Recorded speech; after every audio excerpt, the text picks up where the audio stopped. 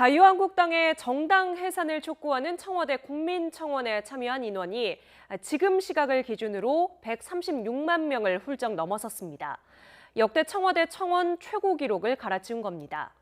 더불어민주당의 해산을 요구하는 청원도 지금 이 시각 18만 명을 넘어서면서 이 진영 대결이 온라인으로 확대되고 있는데요. 자유한국당 해산을 촉구하는 청와대 국민청원이 역대 최다 기록을 돌파하자 한국당은 청원 조작 의혹을 제기하고 나섰습니다.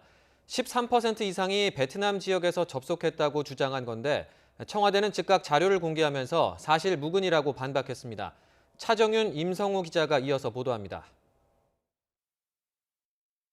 정부가 한국당의 잘못을 철저히 조사해 정당 해산 청구를 해달라.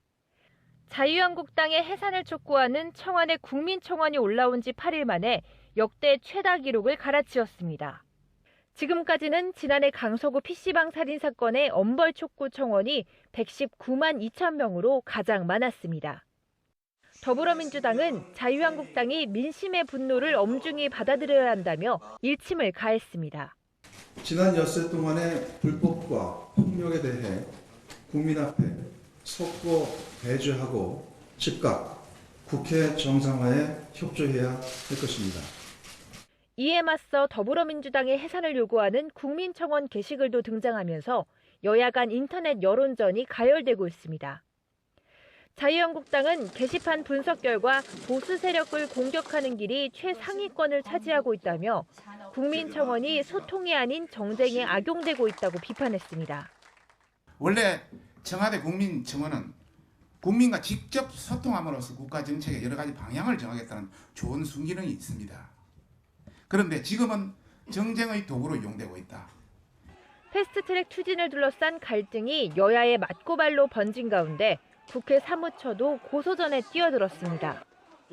국회 사무처는 의안과 사무실 점거 농성 사태 관련자들을 특수 공무집행 방해 혐의로 검찰에 고발했습니다. 고발 대상을 구체적으로 밝히진 않았지만 팩스로 제출된 법안 서류를 가로채고 담당 직원의 업무를 방해한 한국당 의원들과 보좌진들을 사실상 겨냥했습니다. 이런 가운데 지난 24일 한국당의 의장실 항의 과정에서 쇼크 증상을 보였던 문희상 국회의장은 심혈관 질환이 악화하면서 결국 수술대에 올랐습니다. 패스트트랙 전쟁은 일단락됐지만 타협 없는 극한 대결의 정치가 결국 정치 혐오를 불러와 우리 정치 문화를 후퇴시킨다는 비판을 여야 모두 무겁게 받아들여야 할 것입니다. YTN 차정윤입니다. 자유한국당 해산을 촉구하는 국민청원은 지난 22일 처음 올라왔습니다. 그 뒤 신속 처리 안건, 이른바 패스트트랙 지정을 저지하려는 한국당이 여야 4당과 충돌을 빚은 26일 이후 청원 참여자는 나흘 만에 100만 명 이상 폭증했습니다. 그러자 한국당 의원들과 바른미래당 이준석 최고위원 등이 청원 조작 의혹을 제기했습니다. 지난달 청와대 홈페이지 접속자 가운데 베트남 지역 비율이 13% 이상으로 비정상적으로 높았다는 겁니다. 자유한국당 해산하자고 하는 청원에 14만 이상이 베트남에서 접속했답니다. 킹크랩 매크로 조작하는 제2, 제3의 드루킹 배후 조종하는 자가 청와대에 있는 거 아닙니까? 청와대는 즉각 가짜뉴스라고 반박했습니다. 청와대는 한국당 해산 청원 참여가 급증한 29일 청와대 홈페이지 지역별 접속자를 확인한 결과 베트남 지역은 0%대에 그쳤다고 강조했습니다. 또 지난달 청와대 홈페이지에 유입된 베트남 지역 접속자 비율이 13% 이상이라는 주장도 사실과 다르다고 지적했습니다.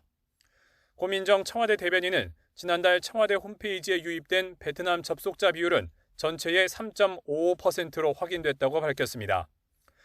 이마저도 당시 베트남 언론에서 가수 승리 사건과 장자연 리스트 등을 보도하며 관련 청원 주소를 함께 링크해 유입된 것이라고 설명했습니다. 청와대는 정확한 사실관계 확인 없이 부정확한 정보를 인용한 일부 보도와 정치인들의 발언에 유감스럽다는 뜻을 밝혔습니다. YTN 임성호입니다.